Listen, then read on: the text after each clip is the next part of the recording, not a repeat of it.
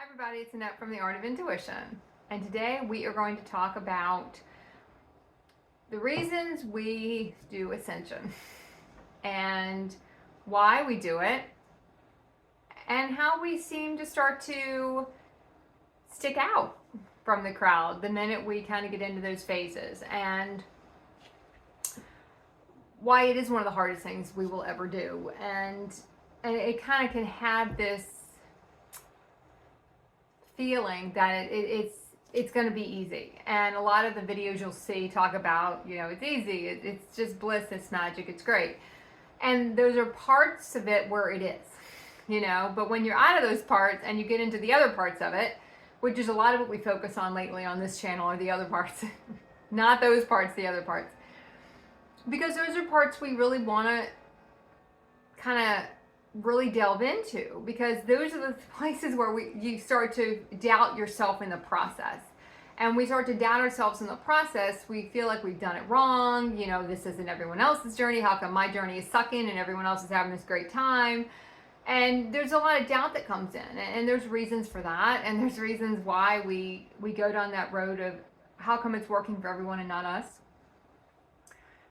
Because everyone's in a different part, and we will compare where we are where somebody else is, and see that how come they're in bliss and magic and I'm not. Now, how come are they not in this part yet, or are they past this part where our financial systems cave in, or we start going through a lot of our heavy body upgrades, that these are our relationships start to tank, all of our realities start to just completely and utterly just fall apart. And we start to care too much about a lot of things, and some things we don't care about at all. And it's just this big dichotomy, really, of stuff you used to care about, you don't care about. And it could have been the most important thing to you at the time, and now you just don't care about it. And things that you didn't used to care about, or you cared about, but not to that depth of caring where you can feel it, and you just can feel how everything's connected, and you don't want to see anything suffer. And whether it be animals or people, it doesn't matter. It's just society as a whole. You just feel all that because you're more connected to everything on a different level than you were before. As human beings, we're very disconnected. That's kind of the whole experiment of the human existence, is to see how you can exist in that disconnect, and how miserable it really is to be in that disconnected state from yourself. And the minute we connect with ourselves, we find ourselves connected with everybody else. It's a very intricate spider web in a sense of that connection when it comes through, and how much we don't want to feel it, and then we do feel it. And when we are feeling it, how it's not that easy. It's just not. So we find ourselves kind of chasing, and I'm going to use the word chase because we're kind of chasing information, where people will call it the seeker phase. I would say I had that phase. I feel like it was more chasing, where you're just trying to figure out information, but we're still trying to take that information and make it into what we understand of the human realities yet. Because a lot of it comes in very decoded at first. We don't really understand a lot of the messages we get, and because we don't understand the language we're speaking. Later, it's not so coded anymore, because we start to speak the language. It's not that it's still not kind of shrouded a little bit, but we understand. It's like, as soon as you speak the language your soul's trying to speak, you understand what it's trying to say to you. And you stop fighting for stuff that you realize you can't keep. You stop fighting for stuff you realize you're not supposed to keep. And one of the things we fall into is, because we start to feel so much for everything, we want to shoulder a lot. And I know this is something I've been really looking at for myself lately, is we want to shoulder a lot because we want everyone to experience. We don't want to see anyone suffering. We want to see everyone going through a process and getting into just bliss and magic, and everyone caring. That's another part of it. We'll start to shoulder more because we don't see anyone else shouldering anything. Everybody else is still, you could be in a reality where you're the most conscious one, which is usually how it works. We're the most conscious ones in our reality, and we watch everybody else, not to judge, but just observing them, and how no one really wants to really do a lot, and to really make any substantial change, and to really get out in the community, to really get out there and do something. it's more or less you see a lot of, hey, as soon as you get it all finished, I'll be happy to show up and help at the end when it's all the work's done. I've heard that time and time again. As soon as you get it all done, I'll be there. And it's disheartening. It's disheartening when you're in these phases where you feel so much. You want to assist. You want to make sure that everyone can live the way you're living, in a sense. Once you get past certain phases, and you understand they got to go through those phases, and they're just not there yet. They could be still very in their human existence, which is a very selfish existence, and they only see like this much. And because we can see so much more, it is a very disheartening phase, and you feel like you are shouldering a lot. And for a while, you might feel like you're supposed to. There'll be realities where you're shouldering a lot in those realities. There'll be realities where you stop because you realize that the only thing keeping it up is you're keeping it up. And the minute you let it go, the whole reality is going to fall apart because it's supposed to fall apart. It's not aligned anymore. The heavier it becomes, the more we're shouldering more and more and more because no one else is shouldering it with us. And it doesn't mean we stop caring, but we have to take a step back sometimes and really look at what can I do and where do I want it to be a certain way. And that's normally when we start to shoulder too much because we're trying to carry it to a certain point that it's not willing to go to on its own. Organically, naturally aligned, it's not aligned yet to go there. Something in the reality is not aligned, whether it be the people in the reality, whether it doesn't even have to be people. It could be animals. It could be a space you're in. It doesn't have to be the stereotypical relationships.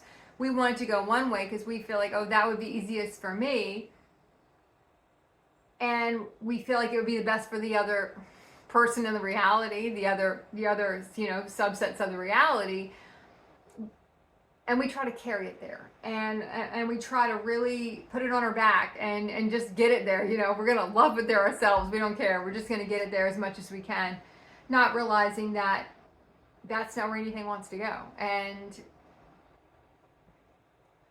we'll get a lot of hints that we're doing it. One, we just can feel exhausted. You might get shoulder pain. You might get a lot of things saying, look at all the stuff you're carrying, and you keep taking on more. And we have to ask ourselves why. Can we let this go? Can we let it go? There's been a lot of things, especially the last couple of weeks, I just let go. Because I realized I was the only one keeping the realities up. And the minute I kind of stopped, just let them breathe for a while. Give them space to shift. And you can find a lot of things when you give something that space to shift. It's going to shift and realign on its own. It might not do that. There's also a possibility that the whole thing will just collapse around you, and you have to be okay either way. And a lot of times I'll say I'm okay either way, and then when I see it starting to collapse, it makes me sad, and it'll bring up a lot of sadness to clear, and we got to work through that because sometimes that'll happen too. More than not, honestly, it'll normally just kind of collapse on its own once we stop carrying it because it's just not going there yet. It doesn't mean we'll never go there. Just not where it is right now. A lot of times we will have this idea that we can will it there because we do become so powerful within ourselves and in being able to see realities when we want to create, and we really want to power it there. We want to put that power in, and there are a lot of realities that just aren't going to go there. You're going to be surprised how small your realities become in a sense, and yet how vast they are. Because you realize every little movement you do is going to affect a part of that reality or a subset of that reality or in the bigger whole of those realities. So when we're in the middle of shouldering a lot, when we're in the middle of trying to carry a lot of this stuff, like I said, and sometimes we're supposed to. And you'll know in some realities because of the consciousness of everyone else there, you're supposed to. You're supposed to carry it to a certain point. But I will guarantee you will see when it shifts and you can't carry it anymore. It's almost like you get to a stalemate. You get to a part in the reality where it's like, I feel like it's becoming too much. It's exhausting me to keep it going, and I don't know what else to do, So when you start to feel that, look at why we're still there. What do we want to get out of it? What do we want it to be? What do we want to happen here? And when you really look at it, what do I want it to be? What do I want to happen? You really kind of get to the kind of the crust of it. Why do I keep carrying it? What is it? What's my end game? What do I want from this? because we want something. If we didn't want something, we wouldn't keep doing it. We have this illusion sometimes that we want it for everybody else. And in a sense, that's true. But we want it more than they do. We want it more than they do. And because we want everyone to experience,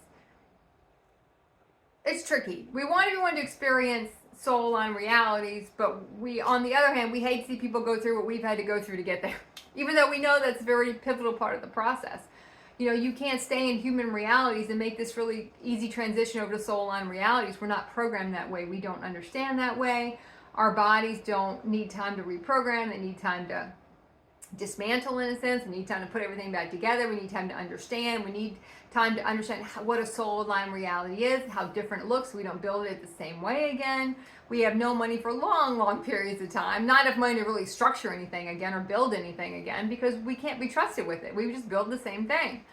You know, these are all concepts we've talked about a lot on here. And you know, sometimes you just have to look at what really are we trying to do? What is the message I'm trying to come forth? And the message will come if you ask for, you know, what am I doing here? Do I need to keep carrying this? Am I the one now, the only one who wants this? How much am I shouldering? Am I shouldering too much? And you can start to see how we can get into a reality knowing we're supposed to, and then somewhere along the way we kind of make it just tips over too much, and we're now become a victim to the reality.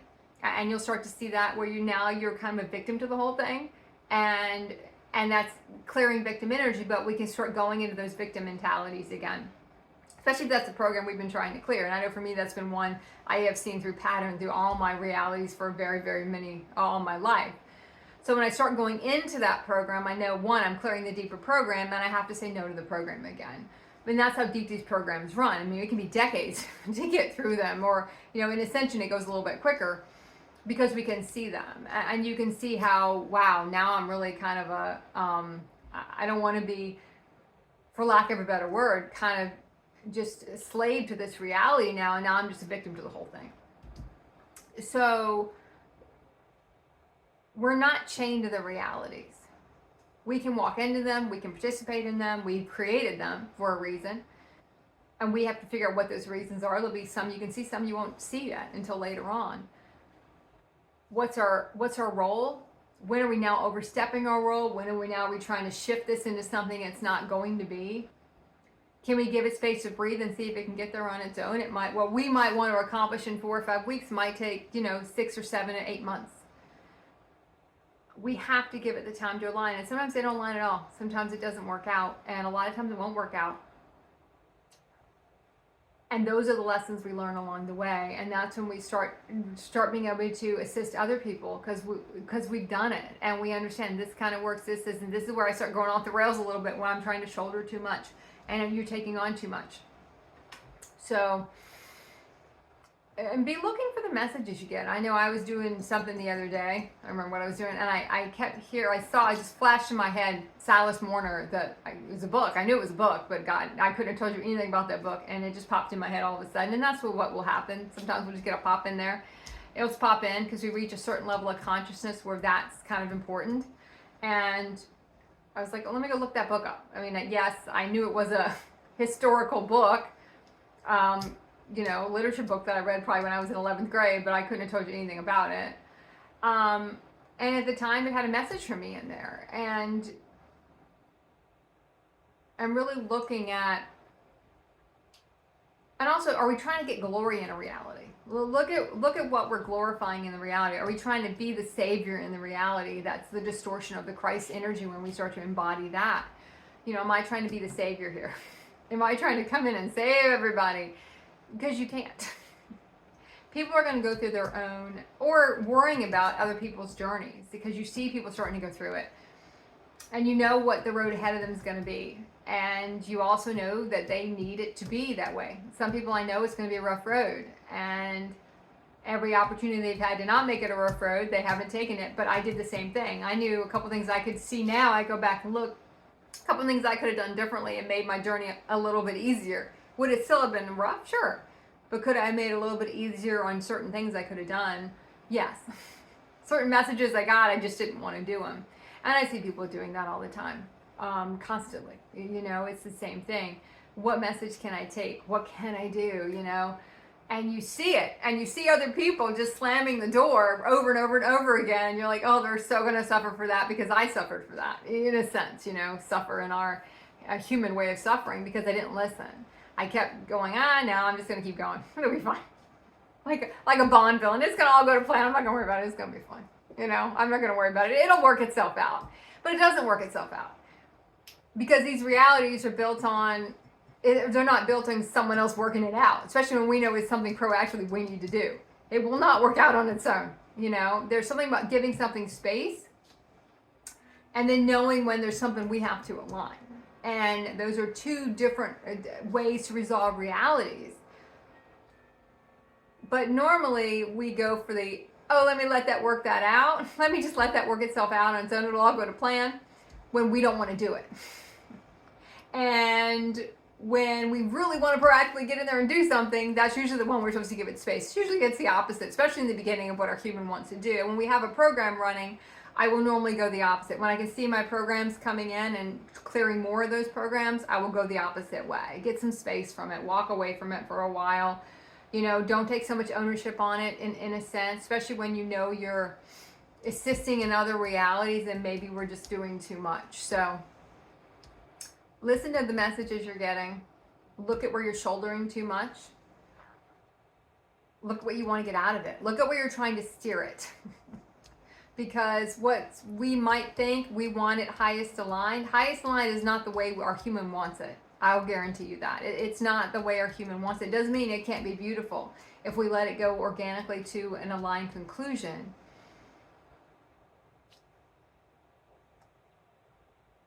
But when we're trying to force it there, the energy of which we're trying to steer it to, it's not going to work. Because, you know, like I said, we can have two people make the exact same choices. The energy they make it from, the consciousness they make the choice from, comes at two completely different endings. It's not the choice, doesn't matter.